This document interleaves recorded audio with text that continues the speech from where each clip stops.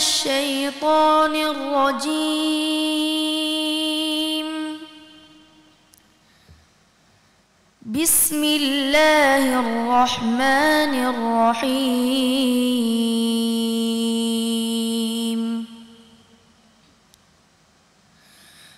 لو أنزلنا هذا القرآن على جبل لرأيته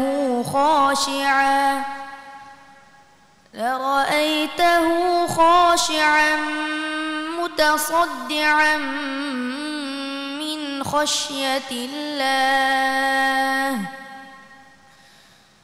وتلك الأمثال نضربها للناس لعلهم يتفكرون هو الله الذي لا إله إلا هو عالم الغيب والشهادة هو الرحمن الرحيم هو الله الذي لا إله إلا هو الملك القدوس السلام المؤمن المهيمن العزيز الجبار المتكبر سبحان الله عما يشركون هو الله الخالق البارئ المصور له الأسماء الحسنى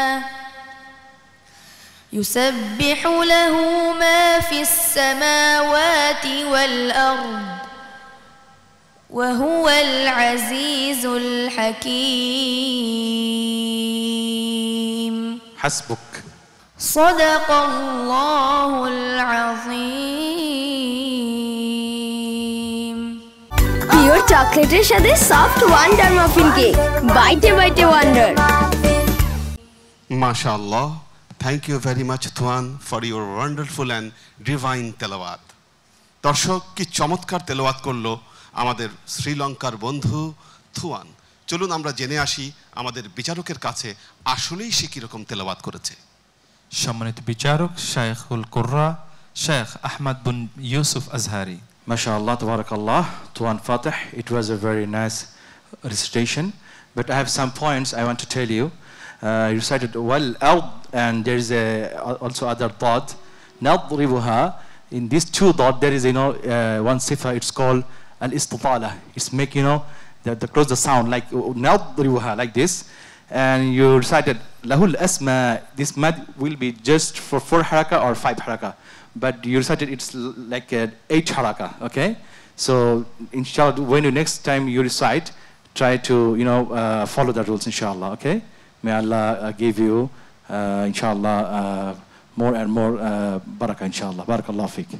দর্শক আমরা আমাদের আরেকজন বিচারকের মন্তব্য জানব সম্মানিত বিচারক শাইখুল হাদিস মুফতি মুহিবুল্লাহিল বাকি আন-নাদভী মাশাআল্লাহ তেলাওয়াত খুবই চমৎকার হয়েছে তবে আরও তাসবিহ সিফাতের ব্যাপারে আর একটু সচেতন হতে হবে সজাগ হতে হবে আল্লাহ পাক হুজুর তাকে আমাদেরকে সবাইকে কোরআনের খাদেম হিসেবে কবুল করে নিন বিশেষ করে এই পর্যায়ে আমি একটা কথা বলি বাংলাদেশের বুকে আজকে যে বহির্বিশ্ব থেকে এখানে প্রতিযোগিতা হচ্ছে বহির্বিশ্ব থেকে এখানে প্রতিযোগীরা এখানে আসছে এটা একটা আশ্চর্যের ব্যাপার বসুন্ধরা গ্রুপ প্রথম বাংলাদেশের মধ্যে এই কৃতিত্বের অধিকারী সুবহানাল্লাহ অতএব বসুন্ধরা গ্রুপ তাদের এই কর্মের কারণে আল্লাহ পাক তাদের ব্যবসা বাণিজ্য তাদের সব কিছুর মধ্যে আল্লাহ যেন বরকত দান করেন বিশেষ করে তাদেরকে যেন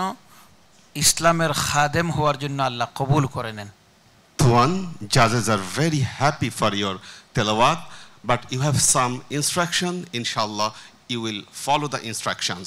Thank you very much. Assalamu alaikum wa rahmatullahi wa barakatuh.